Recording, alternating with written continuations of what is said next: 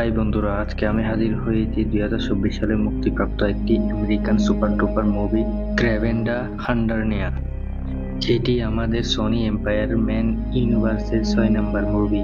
নতুন হলে আমাদের চ্যানেল সাবস্ক্রাইব করুন আর ফেসবুকে থাকলে ফলো দিয়ে পাশে থাকুন। কিন্তু এই একটি স্ট্যান্ডার্ড মুভি হিসেবে দেখা যেতে পারে। ওকে, তাইলে ইন্ট্রোডাকশন বেশি লম্বা না করে চলে যাওয়া যাক মুভির গভীরে। মুভির শুরুতে আমরা দেখতে পাই একটি গাড়ি করে কিছু অপরাধীদের রাশিয়ায় একটি কারাগারে নেওয়া যাওয়া হচ্ছে, আর এই মুভির মেইন চরিত্র ক্রেভেন। সে ওই অপরাধীদের মধ্যে রয়েছে। না না, এটা ভাববেন না একে বন্দি বানিয়ে আনা হয়েছে।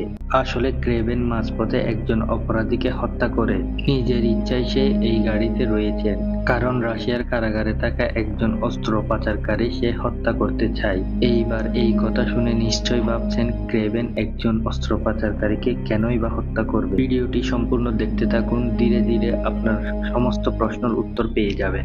ক্রেভেনের প্ল্যান অনুযায়ী অস্ত্র পাচারকারীকে হত্যা করে সেখান থেকে পালিয়ে যায়, কিন্তু এখানে আমরা ক্রেভেন কার্যক্রম দেখে বুঝতে পারি তার মাঝে অস্বাভাবিক কিছু ক্ষমতা রয়েছে। মানে যেরকম ক্ষমতা একজন সুপার পাওয়ারের কাছে থাকা উচিত, কিন্তু এখানে প্রশ্ন হলো ক্রেভেনের কাছে এরকম ক্ষমতা কিভাবে আসলো।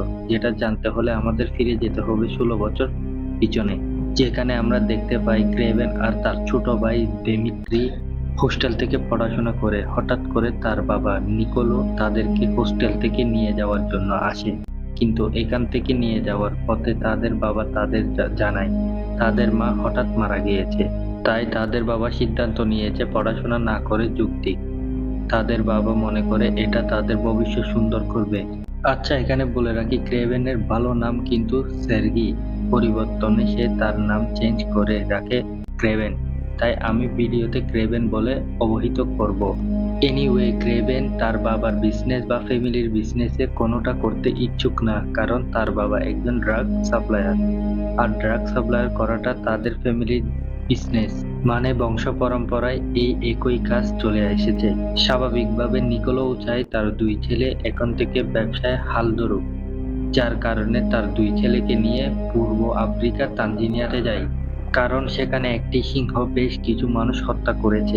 তাই নিকোলা এর স্থানে উপস্থিত হয়েছে ওই সিংহকে শিকার করার জন্য, আর তার 2 ছেলেকে সঙ্গে নিয়েছে কারণ এই সমস্ত শিকারের মাধ্যমে তাদের মনে সাহস বাড়বে, আর তাদের ব্যবসায় সাহস সব থেকে বড় জিনিস।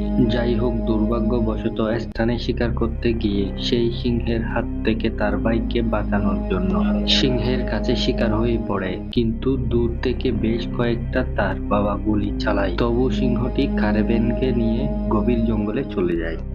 এইবার অন্যদিকে দেখা যায় ওই জঙ্গলে ঘুরতে এসে একটি পরিবার বাচ্চা মেয়ে কলিপসকে হারিয়ে ফেলে, আর ওই বাচ্চা মেয়ে কলিপসকে ভুলক্রমে উপস্থিত হয় আহত ক্রেভেন ও সিংহের সামনে।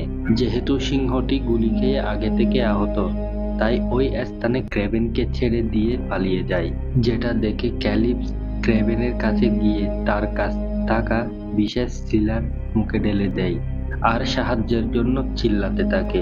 ফলস্বরূপ ক্রেভেনকে তার বাবা গুরুতর অবস্থায় ওইখান থেকে উদ্ধার করে একটি হাসপাতালে নিয়ে যায়, যেখানে ডক্টর তার অবস্থা দেখে জানিয়ে দেয় একে বাঁচানো আর কোনোভাবেই সম্ভব না।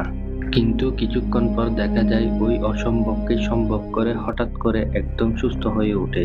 আমি জানি আপনাদের মনে প্রশ্ন জাগছে, ক্রেভেন ওই গুরুতর অবস্থা থেকে কিভাবে সুস্থ হলো। এটার উত্তর জানতে হলে বিশেষ সিরাম যেটা ক্যালিপস তার মুখে ঢেলে দিয়েছিল। এখানে প্রশ্ন হলো ওই বিশেষ সিরাম ওই বাচ্চা মেয়ের কাছে কিভাবে আসলো। আসলে ক্যালিপসের নানি ছোটবেলাতেই তাকে বিশেষ সিরাম এবং 3টি প্যারট কার্ড উপহার দিয়েছিল, আর জানিয়েছিল ওই সিরাম বিশেষ ক্ষমতা সম্পূর্ণ, কারণ অ্যাপি যে পান করবে যে কোনো ক্ষত স্থান নিমিষেই ভালো হয়ে যাবে। আর ওই সিরাম তার নানি তাকে উপহার দিয়েছিল। তার নানি ভবিষ্যৎবাণীর মাধ্যমে বুঝতে পেরেছিল ওই সিরাম খুব শীঘ্রই তার প্রয়োজন পড়বে। যদিও ক্যালিপসোর বয়সে এতটা ছোট ছিল, ওই সিরাম মাহাত্ম সে এতটা বুঝতে পারেনি।